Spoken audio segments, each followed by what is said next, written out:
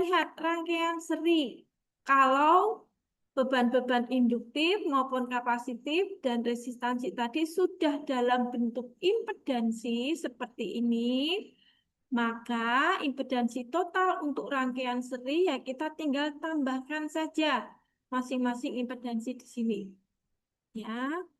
Kemudian kalau admitansi ya 1/Z totalnya. Ya, seperti ini. Contoh ini, rangkaian AC seri yang mempunyai dua impedansi pada gambar seperti ini. Ingat, untuk rangkaian seri itu arus yang melewati di tiap komponen yang terhubung seri itu sama besarnya. Biasanya untuk simbol tegangan listrik AC itu seperti ini. Kalau DC itu kan ada plus min ya. Kalau AC itu kita gambarkan lingkaran, kemudian ada seperti bentuk gelombang sinusoid dan seperti ini.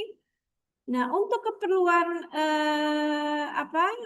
penerapan hukum Kirchhoff, kita umpamakan di rangkaian AC ini kutub atas positif, kutub bawah negatif. Ini hanya pengandaian saja. Karena apa? Karena AC itu tidak ada positif, tidak ada negatif. Ya, PLN kita itu tidak positif, tidak negatif, tapi adanya fase dan netral. Untuk keperluan analisis, ya kita berilah seperti ini ya, untuk memudahkan saja. Nah, nanti kalau ditulis fase dan netral, nanti agak repot ya. Jadi, kita gambarkan seperti ini, tetapi positif negatif ya kita anggap yang positif ini fase, yang negatif ini netralnya. Nah, kalau sudah dalam bentuk impedansi, baik kapasitor, induktor, maupun resistor, maka hukum Ohm berlaku. Ya, jadi arus sama dengan tegangan per impedansi. Di sini karena seri, impedansi total ZT itu berarti adalah impedansi yang dirasakan oleh sumber tegangan ini. Nah, jadi arusnya ya dengan hukum Ohm, arus sama dengan PS per ZT. Ya, besarnya tegangan dibagi dengan besarnya impedansi total. Yang beda apa kalau di rangkaian seri? Kalau di rangkaian seri yang beda adalah tegangan masing-masing komponen di sini. Dan berlaku hukum Kirchhoff sehingga apa? Dalam satu loop tertutup, tegangan total sama dengan 0 gitu ya, sehingga untuk memudahkan analisis kita anggap ada positif ada negatif. Kenyataannya kayak PLN kita tuh enggak ada positif negatif, adanya bagian fase dan bagian netral ya. Oke, nah mari kita lihat untuk contoh rangkaian berikut ya. Ini rangkaian serial. Jadi rangkaiannya terdiri dari satu sumber tegangan dan dua beban. Bebannya resistif dan induktif. Di sini, di dalam contoh soal ini, resistif ditunjukkan dengan resistansinya 3 ohm, kemudian induktif ditunjukkan dengan reaktansinya. Reaktansi induktif 4 ohm. Gitu ya. Kemudian yang diminta adalah menentukan besaran listrik yang belum diketahui ya dari rangkaian ini. Tegangan ini ya 100 cosinus omega pt volt itu kalau digambarkan bentuk gelombangnya seperti ini. Ya, nilai maksimumnya 100, nilai minimumnya min 100 dan dia akan kadang-kadang positif, negatif, positif, negatif, positif, negatif dan seterusnya ya. Kalau kita lihat di sini berapa ini periodenya? Periode itu satu gelombang penuh dari ujung sini berarti ke ujung sini lagi. Nah, itu 0,02 detik. Jadi periodenya adalah 0,02 detik. Frekuensinya berapa? Ya, frekuensinya 1/0,02.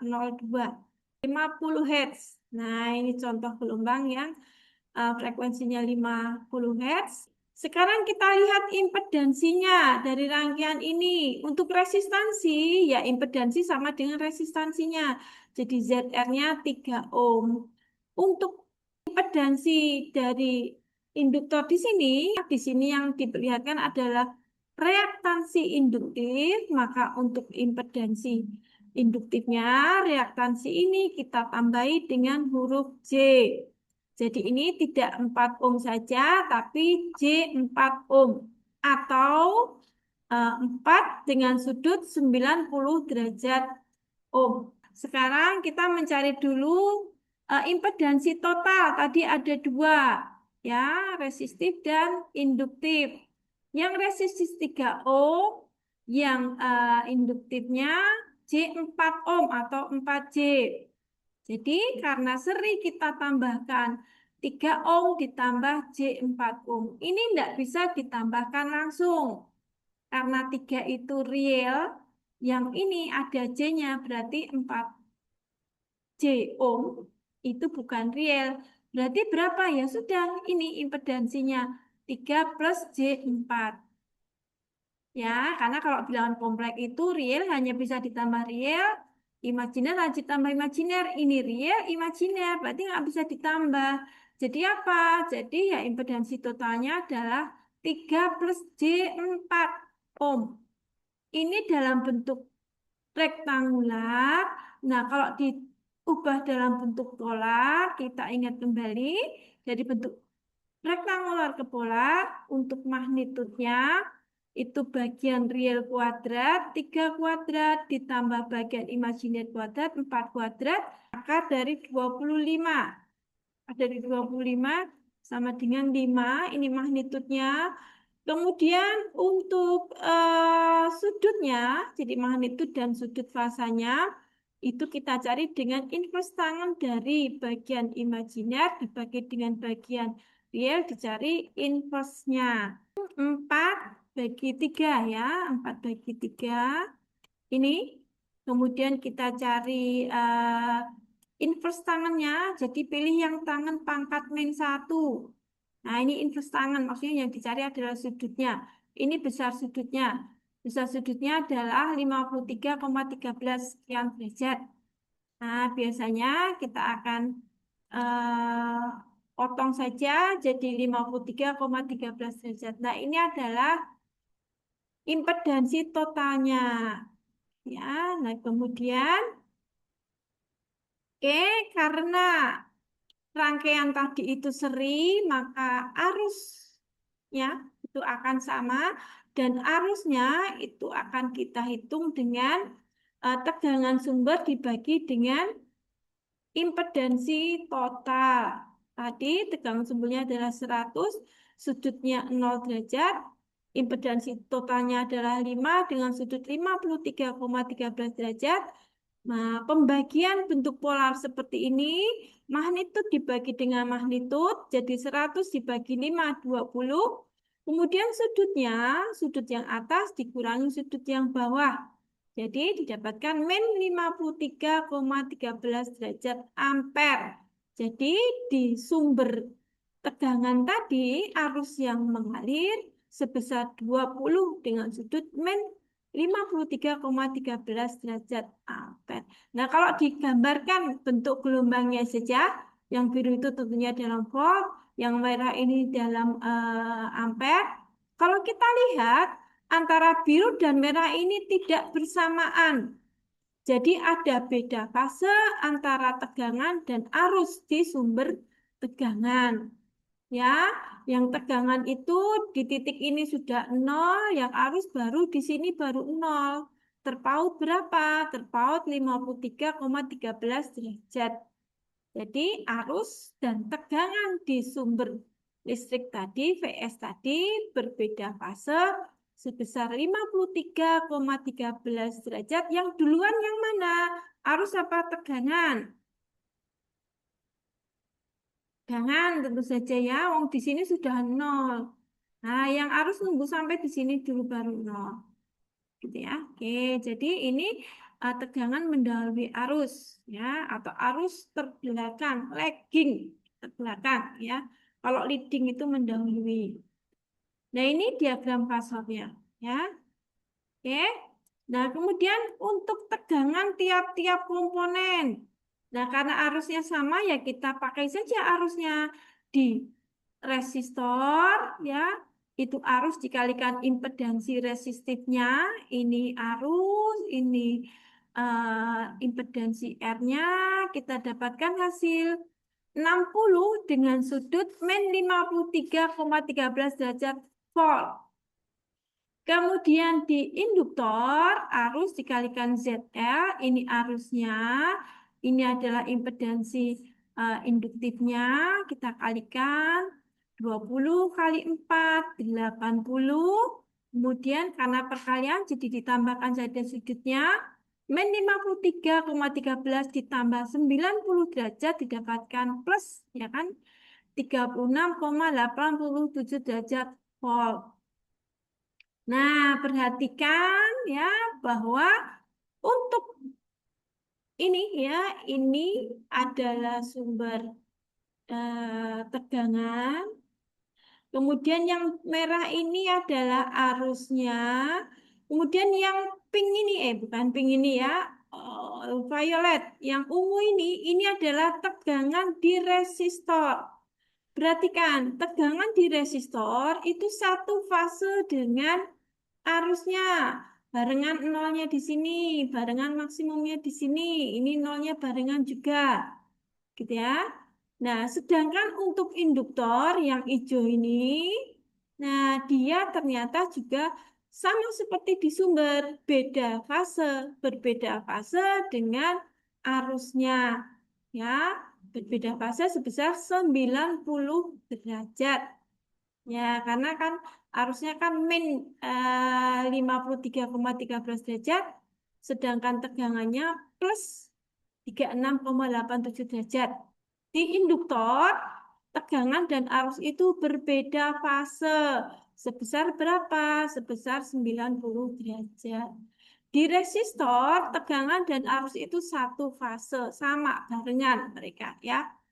Nah, ini gambaran fasornya.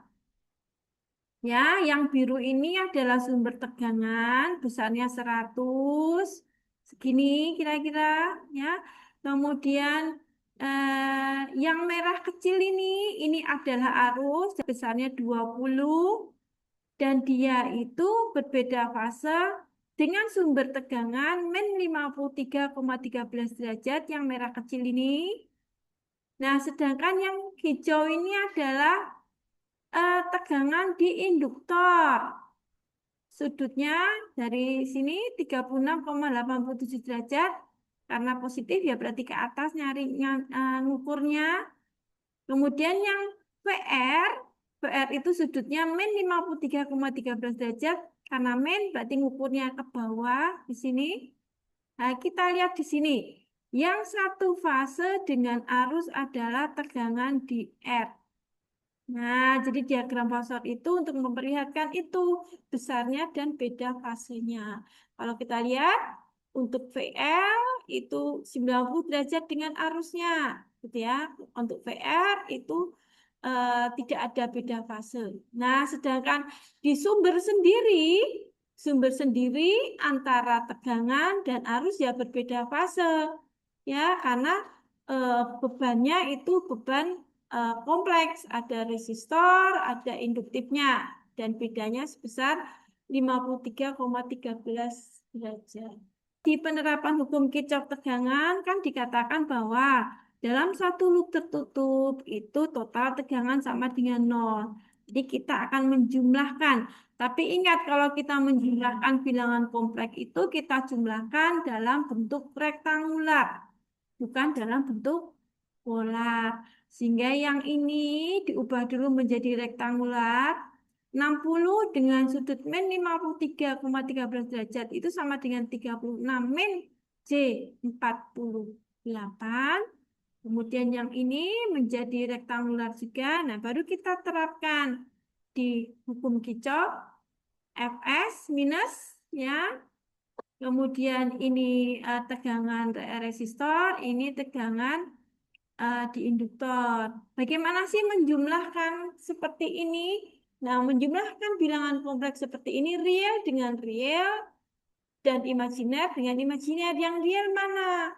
Min 100 plus 36 plus 64. Jadi 0 realnya. Lalu yang imajiner, min J48 dan plus J48, 0 juga. Nah, jadi memang seperti hukum Kirchhoff. Tegangan dalam satu loop tertutup, itu total tegangan sama dengan 0. Nah, ini rangkaiannya. Ya, oke. Sekali lagi, pemberian min plus di sini, ini untuk keperluan analisis rangkaian listrik. Ya, jadi kalau secara realnya sumber AC itu tidak ada plus min, yang ada fase dan netral.